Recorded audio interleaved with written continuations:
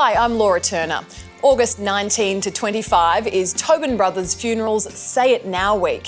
Say It Now Week encourages people to pick up the phone, catch up for a coffee, or send a message to a loved one or friend to tell them how important they are in their life, and then share their hashtag Say It Now moment on social media. Last year, I was lucky enough to be a Say It Now Week ambassador. It gave me the opportunity to say it now to someone very special to me, and that was my mum. You can watch our video at tobinbrothers.com.au. From today until Sunday, August 25, Tobin Brothers Funerals will be releasing a different ambassador video each day on their website, which is again tobinbrothers.com.au, and across their social media channels. Make sure you visit their website each day and watch each ambassador video. The first Say It Now Week ambassador for 2019 is an incredible lady. Over the past 20 years, she's received an AM, Member of the Order of Australia, an AO, Officer of the Order of Australia, and an AC, a Companion of the Order of Australia. That is a lot of letters. In July last year, she was announced as the 2018 Victorian of the Year as well. Let's see who it is. Hello everyone, my name is Susan Alberti for Tobin Brothers Funerals, Say It Now Week. Today I'm here to say thank you to someone very special to me, someone that is always by my side and has been a huge support for me during many, many tough times. Let's now go and see who that is. Hello. Hello. Nice to see you. And you.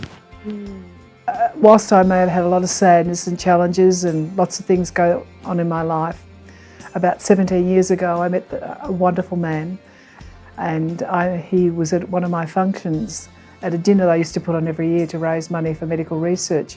And I guess you could say the rest is history, but after about a week we went out for dinner, and the first thing we ordered together was corned beef, and I thought, well, I think I've met someone who's compatible. We ordered the same meal. We hit it off, particularly going to Donovan's at one stage where we both ordered corned beef and mash, which was an unusual meal for Donovan's, but there you go.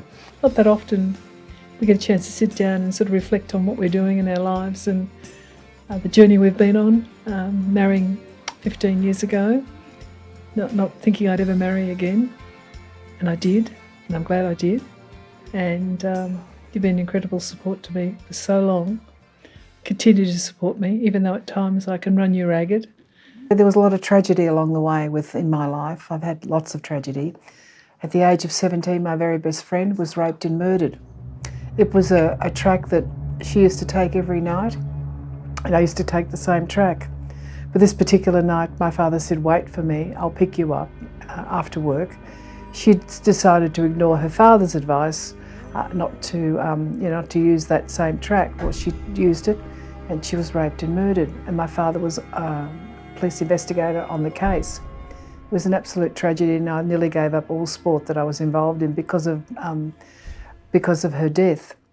It means a lot to me to know that you're always there to help me, and to be able to discuss things and know that you won't try and change my mind, but you'll encourage me to be the best that I am, and for that I'm truly thankful. So we married when I was about 20 and a half and Angelo was 26. Then Angelo one day had an unfortunate accident, a tragic accident on our estate. A drug-affected driver in a truck failed to stop at the intersection, went straight through and left my husband on the side of the road to die. We decided we had to let him go. And my daughter, who was quite unwell at the time, unbeknown to me, she was just absolutely broken-hearted. Just after that, Danielle said, I have to leave this country, I've got to go and find my own way in life. She completed a master's, and she was a fine artist, and within 20 minutes all her art was sold. Nearly $100,000 worth of art, that's US dollars, was sold. But when Danielle was at university, her eyesight was failing and her health was really deteriorating, but she didn't tell me.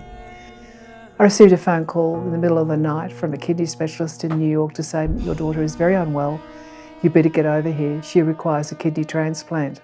Given the green light to bring her home to Australia to have the transplant here. Unfortunately, we didn't make it. Danielle died on the plane, bringing her home from the United States, from New York. She had a massive heart attack and died in my arms. That was 40 years ago that I started being involved in medical research and trying to help and find a cure. One of the things I've loved in my time with Sue has been being able to support her in her charitable endeavours, philanthropic areas, her world-changing areas that she endeavours that she gets herself involved in. We're given an opportunity, we're given lots of opportunities in life to give back. And I see that as my role now, to give back. Giving is far greater than, to me personally, is far greater than receiving. So I enjoy what I do now. I enjoy making a difference. I enjoy talking to young women, encouraging them and nurturing them, encouraging them to be the best that they can. Still supporting my football club in many ways, whether it be philanthropy or the redevelopment. I'm still there for them, even though I'm off the board now after 14 years. I'm still involved heavily in medical research. Love what I do, love life. What's wonderful too is the way you slow me down sometimes, and I do need to slow down at times and catch my breath. But in catching my breath, I enjoy catching it with you. Yeah. Of all people. Well, slowing you down is hardly the right thing. Regenerating is more the case. It's not to take the top off. Yeah, that's true. Love you. I love you too.